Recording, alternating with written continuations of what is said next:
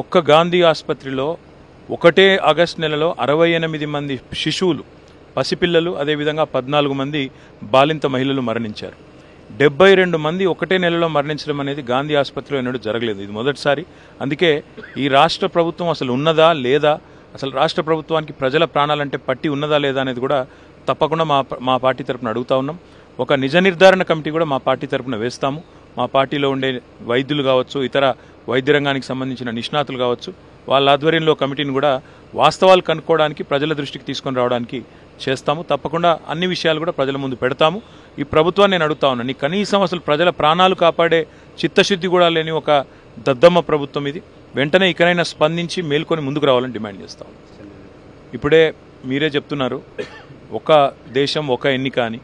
కానీ మరి అది ఎట్లా నిర్వహిస్తారు, ఎట్లా ముందుకు పోతారు, ఆ విషయంలో ఇంకా వివరాలు తెలవాలి. ఎందుకంటే మొన్ననే పార్లమెంట్ ఎన్నికలు అయినాయి, ఏప్రిల్ మేలో.